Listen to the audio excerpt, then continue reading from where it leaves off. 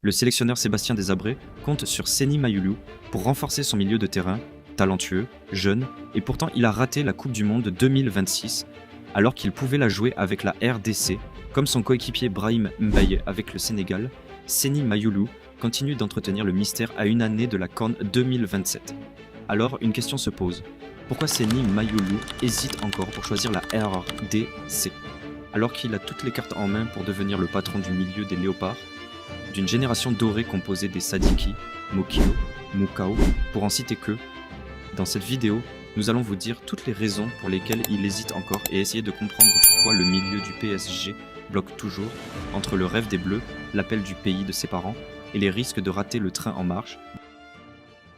18 ans, joueur au Paris Saint-Germain, déjà habitué au très haut niveau européen et confronté à l'un des choix les plus importants de sa jeune carrière, Seny Mayulu incarne ce profil rare de milieu moderne capable de casser les lignes, de répéter les efforts, de donner le rythme et de s'imposer durablement dans l'équipe.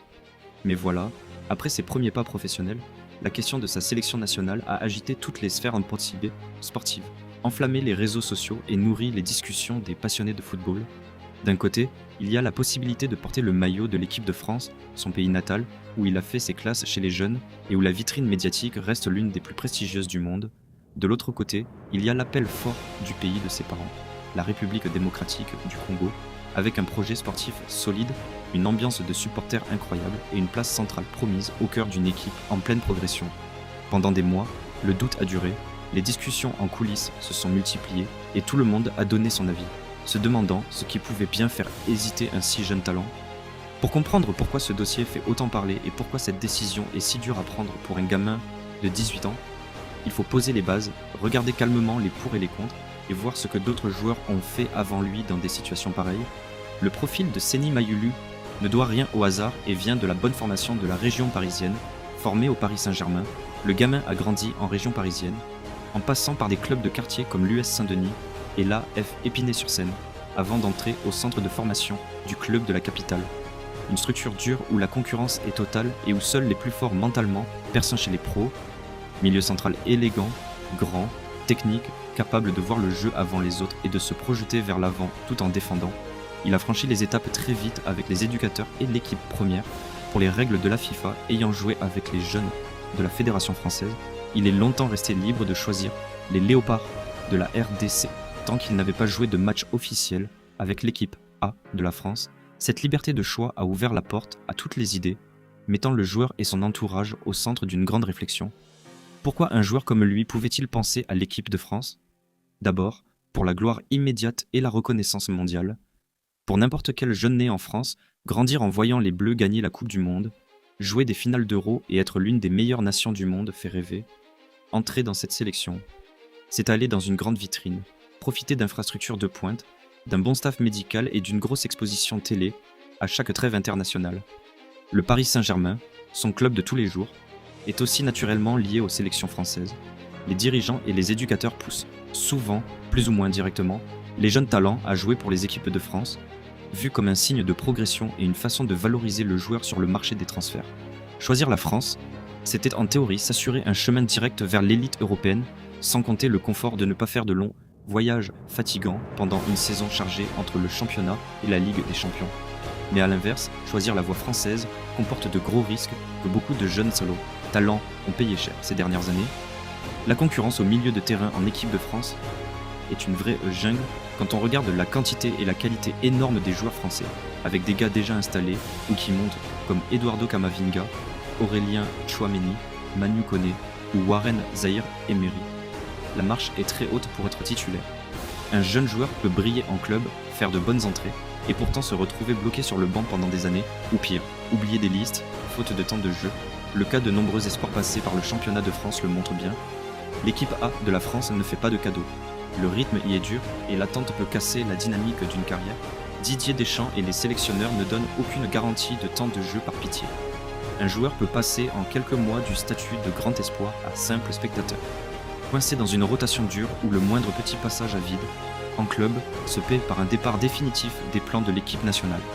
De l'autre côté, l'option de la République démocratique du Congo offrait un autre visage et des arguments qui ne pouvaient laisser indifférent. Le premier de ces arguments, et non des moindres, c'est le rôle important donné aux joueurs dans l'équipe. En choisissant les Léopards, un jeune talent comme Seny Mayulu ne vient pas pour faire du nombre, cirer le banc ou attendre qu'un titulaire se blesse. Il arrive directement avec un costume de patron, un rôle de créateur et de chef d'orchestre autour duquel toute l'équipe peut s'appuyer pour les années à venir, être la pièce maîtresse d'un projet ambitieux si jeune et devenir le moteur technique d'une sélection qui vise le sommet. Cela change la confiance et la maturité d'une carrière. Le projet de la RDC, boosté par de belles qualifications, la Coupe d'Afrique des Nations et la course à la Coupe du Monde, offre une vitrine où la responsabilité du joueur est totale et où chaque action est suivie avec passion. Il y a aussi l'argument fort du cœur, de l'identité et de la famille, jouer pour le pays de ses parents, porter le maillot d'un pays de plus de 100 millions de passionnés qui vivent le football à fond, donne une force émotionnelle unique. Un joueur qui choisit la RDC ne devient pas seulement un pro de plus dans une équipe européenne. Il devient un héros national, un symbole de fierté pour toute la diaspora et pour des millions de personnes au pays. Les exemples récents l'ont montré dans la tête des supporters congolais. Des joueurs comme Cédric Bakambu ou Yohan Wissa qui ont fini par choisir le Congo, ou des plus jeunes comme Noah Sadiki, Samuel Mutusami ou Georgi Mokyo qui ont dit oui très vite, montrent que porter le maillot des Léopards apporte une reconnaissance éternelle et une vraie communion avec le public. Niveau marketing et visibilité, devenir le joueur phare d'une grande sélection africaine change la vie d'un joueur dont la valeur monte quand il devient le taulier de son pays lors des grands tournois. Pourtant, refuser la facilité européenne pour une sélection africaine comporte aussi son lot de doutes et de difficultés qu'il ne faut pas cacher. Choisir une sélection africaine, c'est parfois accepter de vivre avec un peu d'instabilité administrative ou des changements fréquents de coach qui peuvent perturber le jeu de l'équipe. Il faut aussi gérer des voyages très fatigants entre l'Europe et l'Afrique. Au milieu d'une saison de club déjà dure, les allers-retours à Kinshasa, la fatigue des déplacements, le décalage horaire, les terrains parfois difficiles et la grosse pression des supporters en cas de mauvais match demandent un mental et un corps solide, ce que tous les jeunes formés en Europe n'arrivent pas à supporter tout de suite. En plus, la visibilité de certaines compétitions africaines dans les médias européens, malgré une ambiance extraordinaire, est parfois moins forte que celle de l'Euro ou de la Ligue des Champions, ce qui peut jouer sur la reconnaissance lors des votes individuels. L'histoire récente du football montre bien qu'il n'y a pas de solution miracle. D'un côté, certains joueurs ont attendu longtemps dans l'antichambre de la sélection européenne, espérant un appel qui n'est jamais venu, et se sont retrouvés le bec dans l'eau tard dans leur carrière. De l'autre côté, d'autres talents ont fait le pari de choisir très vite une sélection africaine, y trouvant la confiance pour exploser aux yeux du monde et devenir des légendes de leur pays. Les observateurs et journalistes ont souvent parlé de la complexité de ce choix pour Seny Mayulu, dont la valeur au PSG méritait une gestion calme et sans précipitation. Pour bien voir ce que ce choix veut dire, on peut regarder ce qu'ont fait d'autres joueurs dans le même cas. Certains ont fini par choisir l'Afrique après avoir vu que la porte européenne était trop fermée, s'intégrant vite dans une équipe où leur talent pouvait parler. D'autres ont tout misé sur l'Europe au prix d'un temps de jeu très faible en sélection. Pour Seny Mayulu, le choix entre la formation française et l'opportunité d'écrire l'histoire avec les Léopards a fait beaucoup parler. Les chiffres parlent d'eux-mêmes. Au milieu de terrain de l'équipe de France, la concurrence est tellement forte qu'un jeune de 18 ans affronte une montagne presque impossible à gravir tout de suite.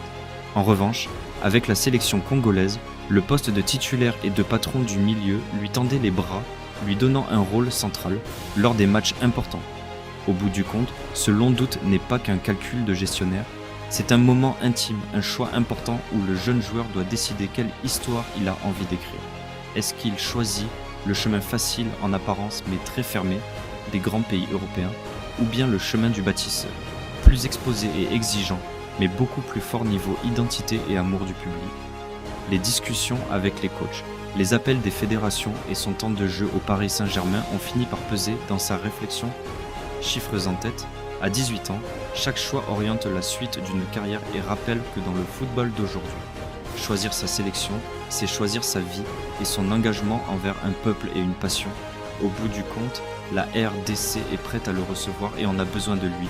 S'il attend trop longtemps, il va peut-être passer son temps à espérer la France et choisir la RDC seulement quand il va réaliser qu'il devient vieux, comme Wan-Bissaka récemment. Pour éviter de perdre des années, il devrait vraiment prendre exemple sur des joueurs comme Mokyo, qui ont tranché vite. Footzone 24-23, la passion du football, les Léopards rugissent, on fait trembler les stades. Dans le monde entier, on vit le ballon, RDC au cœur, la victoire en mode gladiateur. 24-23, la passion du football, football, les léopards rugissent, ont fait trembler les